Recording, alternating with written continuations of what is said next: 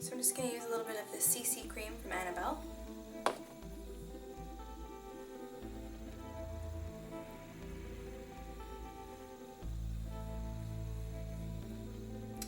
And for my foundation, I'm using Face Atelier's Ultra Foundation. This is a really nice professional line. And I'm just using the same brush.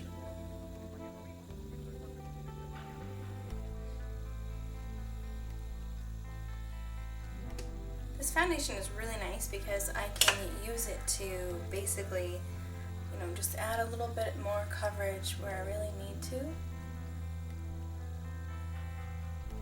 And it layers really nicely. One thing about ears is that people often forget that their ears should have makeup on them as well, especially if you have your hair up. Often there's more red skin tone at the top of your ears, so it's nice to have it kind of all blend together. So next I'm going to use this sculpting powder. It's a bronzer duo from Joe Fresh.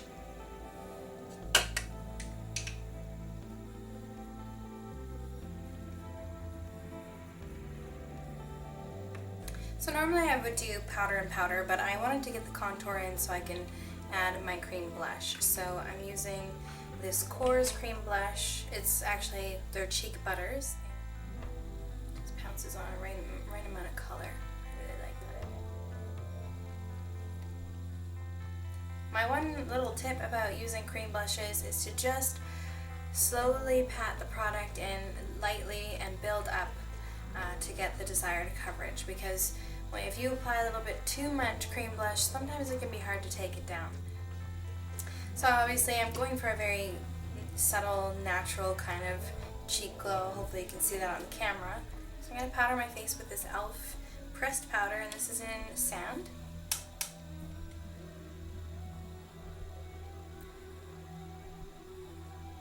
If you have quite a dark complexion, it's better to go over with a translucent powder over your cheeks, so that you don't actually change the color of the blush too much.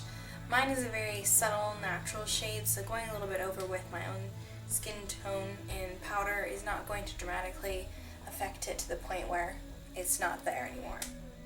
I'm using this Laura Mercier Cream Concealer Duo, and I'm really disappointed to say that Laura Mercier is not cruelty-free anymore. I didn't realize that till recently. So I'm just going to use this product up, and then no more. Okay. So I'm just setting my under eyes with the powder that comes with that concealer using the same brush. So before I do my eye makeup, I typically do my eyebrows, and this is just to kind of frame the area so that I can prepare for my eye shape.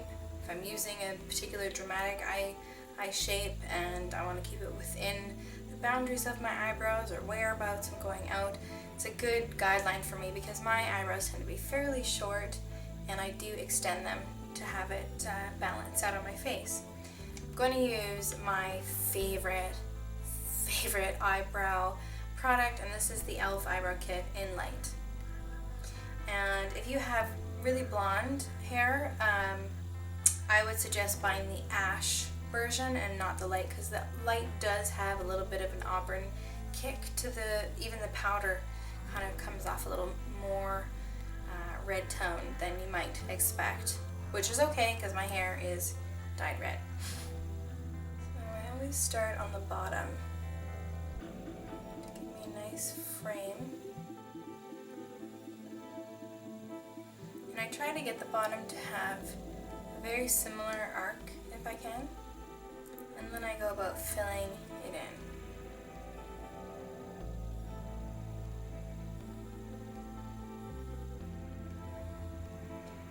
Now if you have really unruly eyebrows, I would say it's a good idea to kind of spoolie them out beforehand.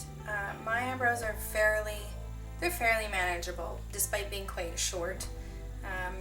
They generally maintain their shape, although I do pluck them around this area just to make sure that they still look fairly sharp. So after that filling in, I just kind of give them a little brush, put the gel in there, the second part of that, so that'll help hold the hairs in place. Alright, now I'm going to go into eyes. So I'm just using this primer. It's by Lorac. I'm using this Marcelle Eye Pigment, I think it's called, or Eye Dust it's called, in Luxe. So you can see the highlight. This is a really, really soft color. I like it because it's a good blendable shade for my skin tone. It reminds me, it's pretty much a dupe for Shrim by MAC. And it is the Hard Candy single, and loving it, single eyeshadows, and this is in Infatuation. So this is going to go on the brow bone. Just going to tip a little bit of it into the top part of the cap. And then I'm going to use my new favorite eyeshadow brush.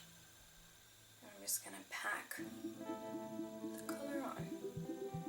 I follow a very simple formula for my eye shape. And sometimes I play with it, but typically I will apply a very light, maybe even reflective shade on my eyelid, and then I create a darker crease. And this helps kind of give my hooded eyes a little bit more dimension. And it's very similar to 30s makeup, 30s and 40s. Very beautiful makeup on most women. If you want to have an extra sort of gleam or gloss to your eyeshadow, you can of course foil these. They work great.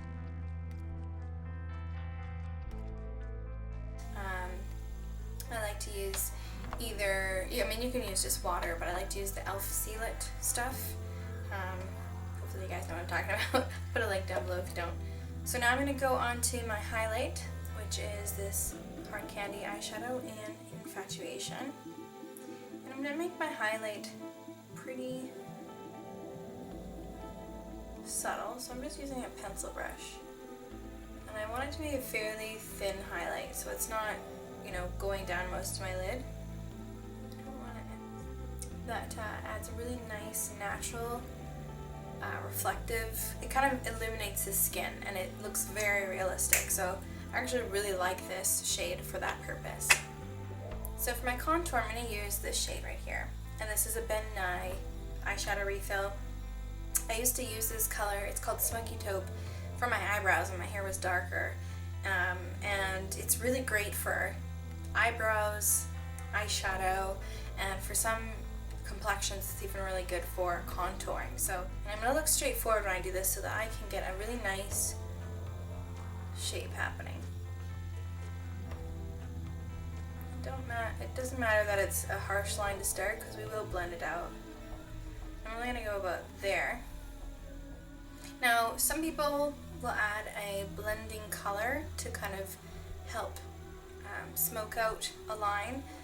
In my case, I'm just going to go ahead and just swish this color back and forth. I don't feel like I really need a blend color. So, there we go. This is a TKB shade, and it's just, I think it's called Highlight Gold or Highlight Orange, something like that.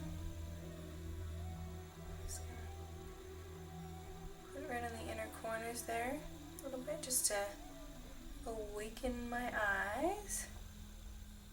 Alright, so next I'm going to go in with some gel liner, and I'm going to kind of get a little closer with my mirror here and apply it.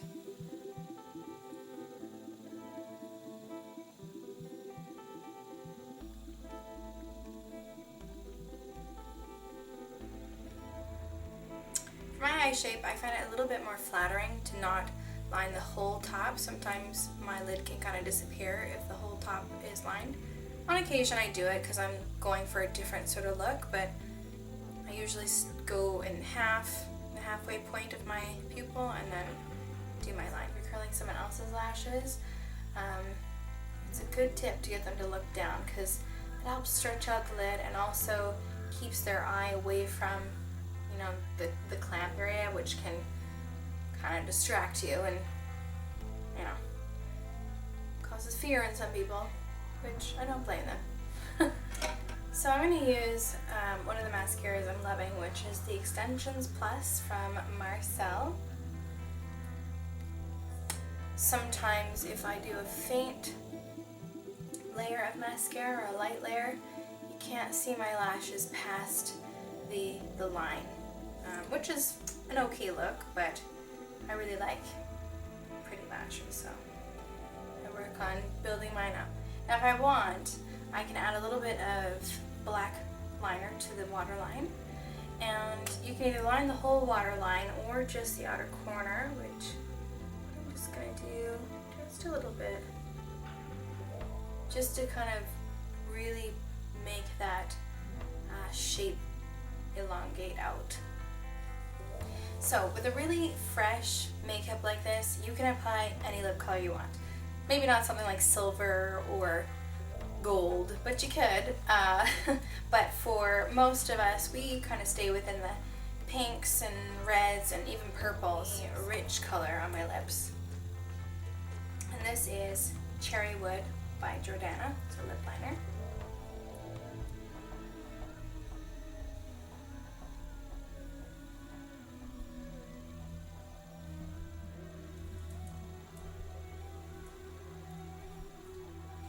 This makeup really allows for a bold lip to shine. So you can see this is a pretty rich color. It's fairly dark, but it's beautiful. Love it, and it's a beautiful look for fall. So I hope you guys enjoyed this tutorial. I know it's fairly simple makeup, but hopefully you picked up some tips along the way. I love this look. I feel really pretty in it, and it's not too complicated, and I can really show off a bold lip if I want to. So I hope you guys like this tutorial. Thank you for watching, and I will see you soon.